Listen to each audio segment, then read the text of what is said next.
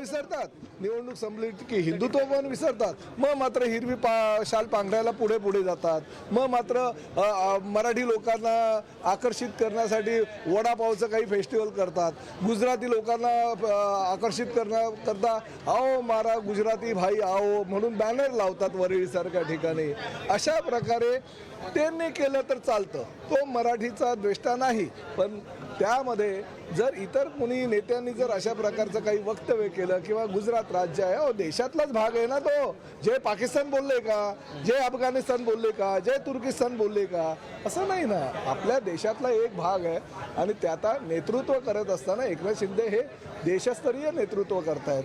देशाचं नेतृत्व करत असताना जय हिंद, जय महाराष्ट्र, जय गुजरात, जय आंध्रा, जय कर्नाटका असं जर बोललं तर चुकीचं काय. पण एक गोष्ट बघायला पाहिजे, पहिलं काय म्हणाले, मी भारतीय म्हणजे जय हिंद, मी महाराष्ट्रीयन आहे म्हणजे जय महाराष्ट्र, आणि नंतर मग इतर राज्यांची तुलना जर त्यांनी केली असेल तर ते चुकीचं काय आहे. एकनाथ खडसे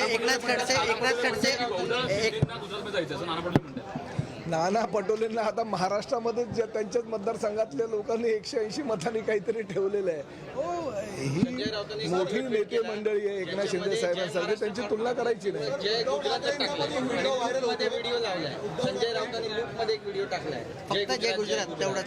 संजय राऊत जेव्हा पाकिस्तानाला गेले होते तेव्हा त्यांनी सुद्धा पाकिस्तानमध्ये गेल्यानंतर भाषण केलं. तुम्हाला कदाचित कल्पना नसेल, ते पाकिस्तानात जाऊन आलेले आहेत राज्यसभेचे खासदार म्हणून. त्या ठिकाणी गेल्यानंतर त्यांनी सुद्धा जय पाकिस्तान बोलले होते, म्हणून आम्ही काय ते घेऊन बसलोय का. त्यामुळे असं काही नाही, त्यामध्ये त्यांना जे बोलायचं असेल ते त्यांनी बोलू द्या.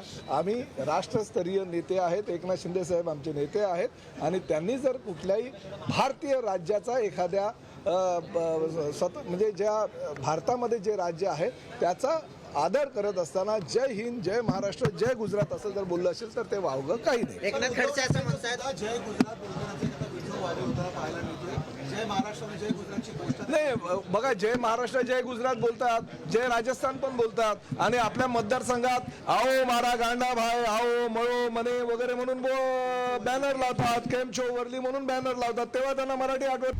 आता isakal.com आहे देशातील नंबर 1 ची मराठी न्यूज वेबसाईट. प्रत्येक अपडेटसाठी isakal.com ला नक्की भेट द्या.